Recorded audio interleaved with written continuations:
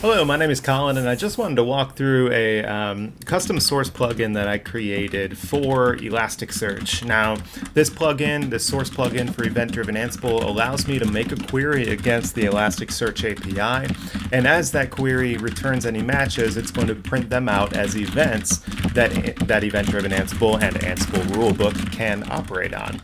So let's take a look at the left-hand side of my screen first in VS Code. So this is my actual source plugin here, and highlighted are all of the arguments that this script takes. So we have Elastic host and port. Those are pretty self-explanatory, but it would be the URL for my Elastic server and the port number that it's running on. Elastic username and password, again, these are just going to be the basic credentials that I'm using to authenticate the request against the Elasticsearch API. Elastic index pattern is something that's kind of configured within Elastic. We're matching just on the Filebeat wildcard here. So within this environment, I'm actually standing up all of these components within a Docker Compose file, and then Filebeat is shipping the Docker logs out to Elastic. Now the query that I'm making here, the default query, is just to look for specific log lines that match container name, keyword, Nginx, and then it's going to make this query at an interval of this interval here.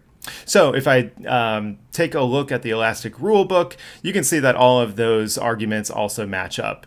You can also see up here, I have the source configured as coin.eda.elastic. So coin, that's me on GitHub. It's a weird name, I know. That's the namespace. EDA is the collection name, and then Elastic is the source plugin within the EDA collection within this namespace. So that's how we are able to locate this source plugin. And then there are all the arguments passed in here, again with that same query of let's just look for log lines with a field that matches container name, keyword, Nginx. There is also an Nginx container within this Docker Compose environment, and it's just hosting a simple website.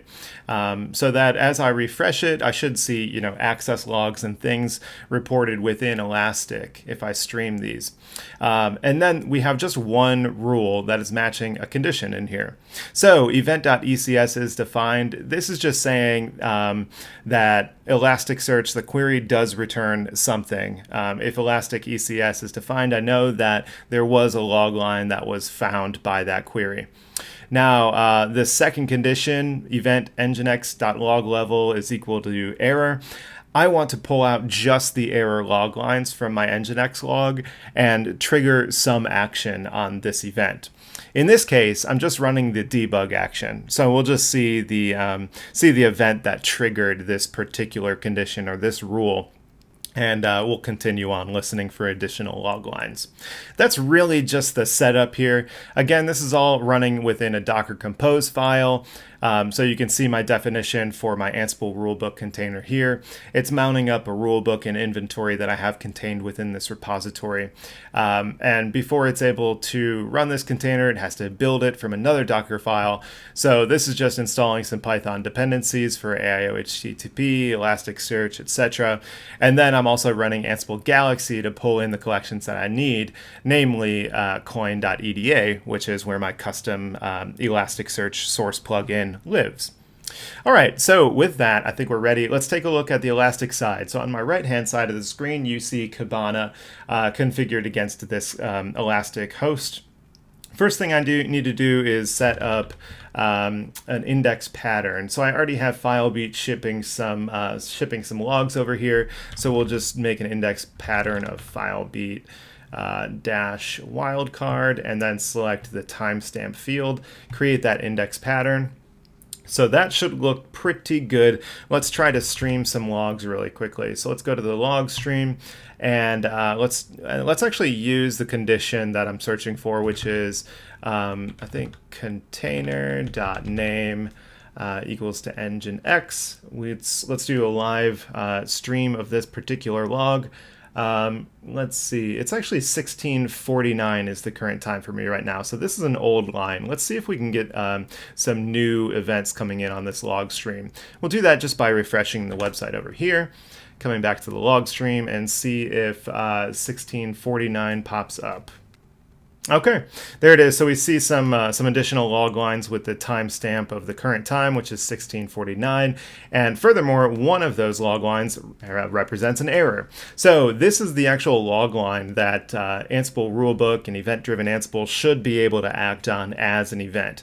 So let's put that in practice. Let's go back to VS Code, open up a terminal. Now here I'm going to make sure that the Ansible Rulebook container is actually started. So I'll do docker compose. Let's just do restart Ansible Rulebook because I don't know the present state. Okay, so it's restarted. Let's look at the logs. So docker compose logs. We'll tail it.